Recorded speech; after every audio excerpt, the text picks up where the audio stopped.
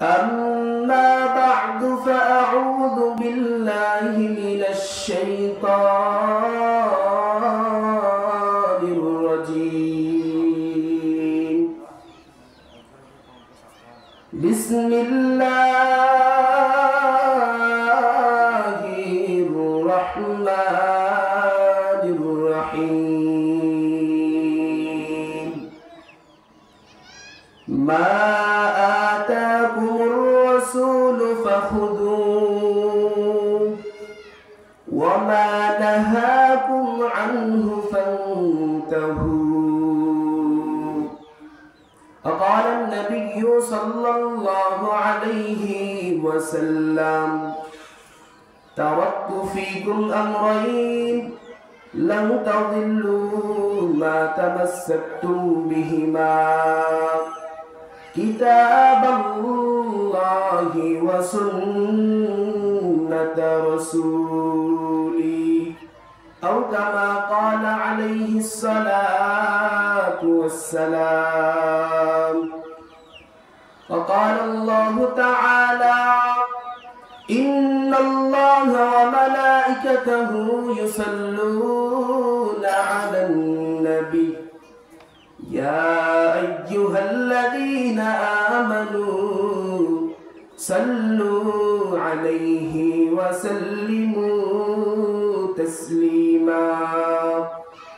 اللهم صل على محمد وعلى آل محمد كما صليت على إبراهيم وعلى آل إبراهيم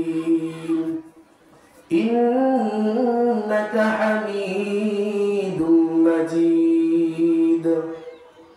اللهم بارك على محمد وعلى آل محمد كما باركت على إبراهيم وعلى آل إبراهيم إنك حميد مجيد.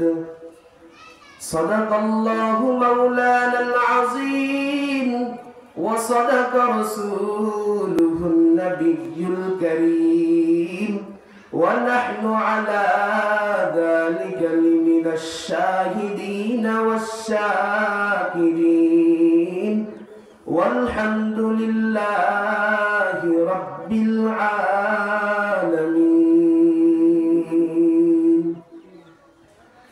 محبوب खुदा शाफिअ महशर है हमारा, महबूब खुदा शाफिअ महशर है हमारा।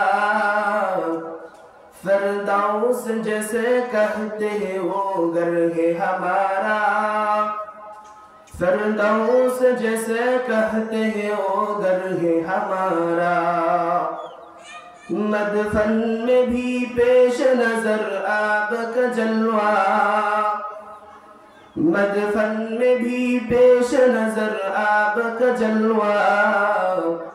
हम सोते हैं बेदार मुकद्दर है हमारा, हम सोते हैं बेदार मुकद्दर है हमारा। সকলে বলি আলহামদুলিল্লাহ।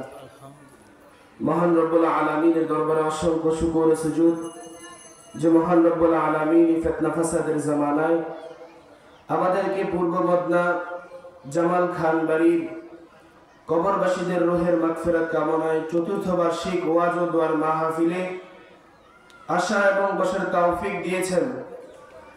এজন্য নিয়ামতের শুকর আদায়ার্থে মুসলমান হিসেবে এক আওয়াজে উচ্চ সুরে জবান খুলে কালিমাতুশ শুকর আদায় করি। সকলেই বলি আলহামদুলিল্লাহ।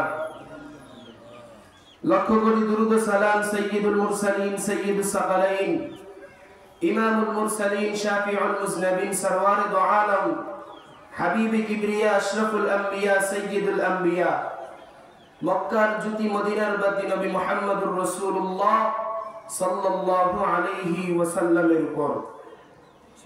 মুহতারাম হাজিরিন,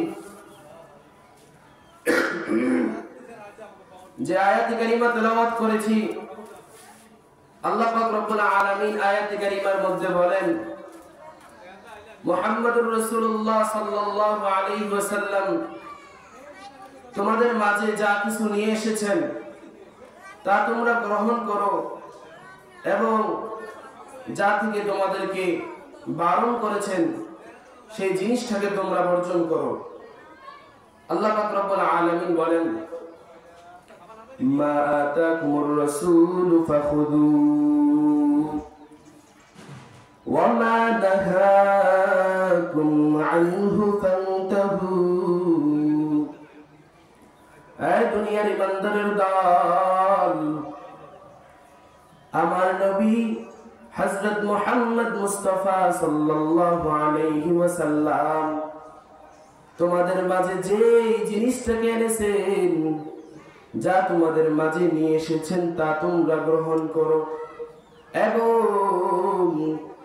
নবী মুহাম্মদুর রাসূলুল্লাহ সাল্লাল্লাহু আলাইহি ওয়াসাল্লাম যেই বর্জনীয় কাজ থেকে তোমাদেরকে বারণ করেছে সেই জিনিসটাকে তোমরা বর্জন করো। রাহমাতুল লিল আলামিন আমাদের মাঝে কি নিয়ে এসেছেন? আল্লাহ তাআলা কুরআনুল কারীমের অপর জায়গায় বলেন, ওয়া মা আরসালনাকা ইল্লা রাহমাতাল লিল আলামিন। আমার নবী হলেন একজন রহমত স্বরূপ নবী। সেই রহমতওয়ালা নবী দুনিয়াতে আগমন করেছেন। লাকাদ কানা লাকুম ফি রাসূলিল্লাহি উসওয়াতুন হাসানাহ। উত্তম চরিত্র, উত্তম আদর্শ নিয়ে নবী দুনিয়াতে আগমন করেছেন। এজন্য আল্লাহ পাক রব্বুল আলামিন বলেন, রাহমাতুল লিল আলামিন তোমাদের মাঝে কি নিয়ে আসছেন তা তোমরা গ্রহণ করো। এবার আমরা বুঝতে পারলাম নবী আমাদের মাঝে উত্তম আদর্শ নিয়ে আসছেন। কেমন উত্তম আদর্শ? ওলামায়ে কেরাম বড় বড় আল্লাহ ওয়ালারা বলেন, আমার মায়ের নবী হলেন আকাশের মতন। একজন শিশু বাচ্চা যখন খালি একটা মাঠের মধ্যে আসমানের দিকে তাকায়, সে যেরকম আকাশটাকে দেখতে পায়, তেমনি ভাবে একজন যুবক সে যেমনি ভাবে আকাশের দিকে তাকায়, সে যেমনি ভাবে আকাশটাকে দেখতে পায়।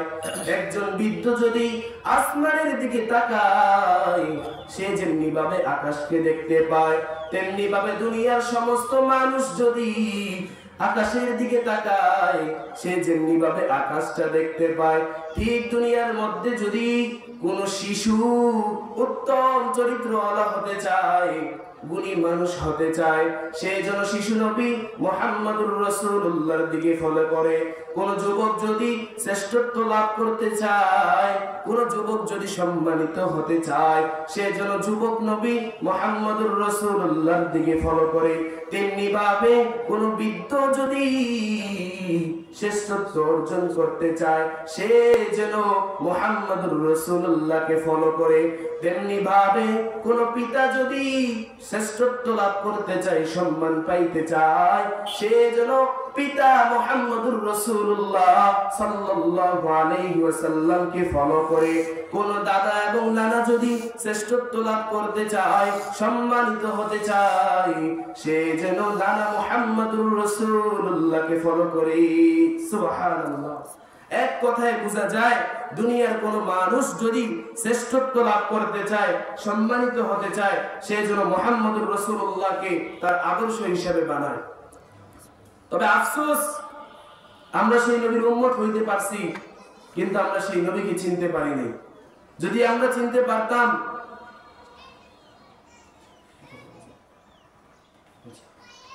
যদি আমরা সেই নবীকে চিনতে পারতাম, তাহলে আমরা খেলোয়াড়ের মতন চুল কাটিং দিতাম না, রাস্তাঘাটে শর্ট প্যান্ট পরে ঘুরতাম না।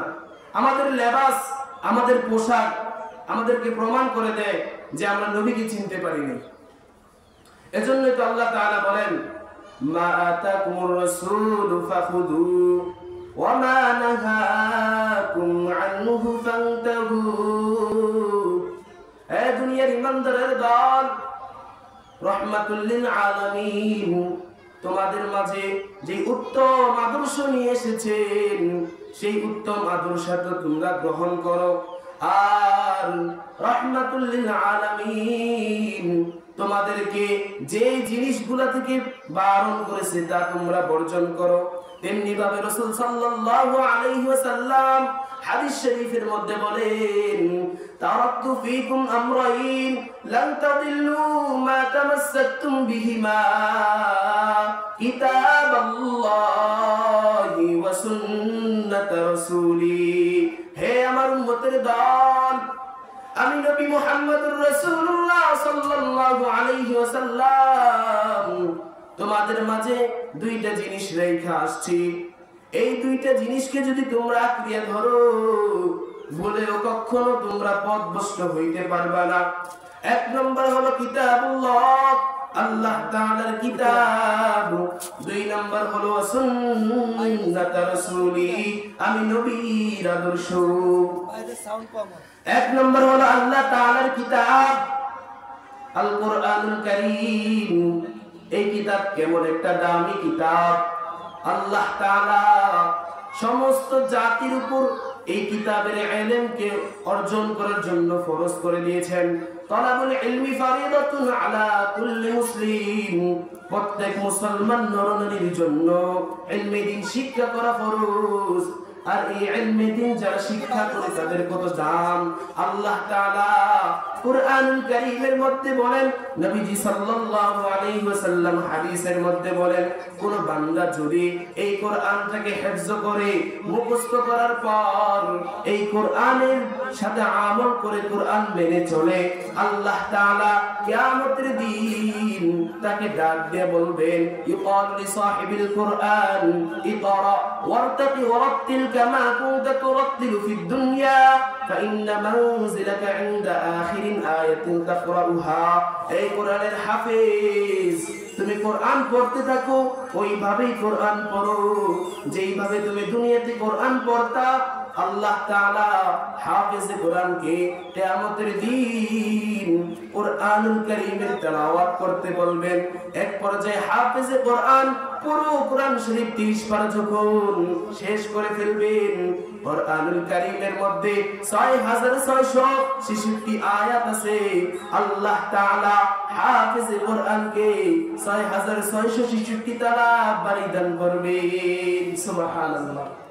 এই কিতাবটা এমন একটা কিতাব, এই কিতাব যার সাথে সম্পর্ক হয়েছে আল্লাহর দরবারে তার সম্মান বেড়ে গেছে। এই কিতাব 12টা মাসের মধ্যে রমজান মাসের সাথে সম্পর্ক হওয়ার কারণে 12 মাসের মধ্যে রমজান মাসের সম্মান বেড়ে গেছে।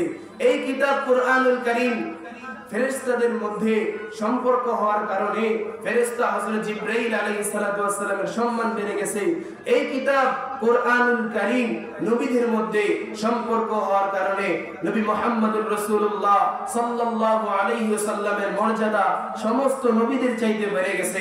এই কিতাব দুনিয়ার মানুষের মধ্যে উলামায়ে কেরামের সাথে লাগার কারণে উলামায়ে কেরামের সম্মান আল্লাহর দরবারে বেড়ে গেছে। সুবহানাল্লাহ।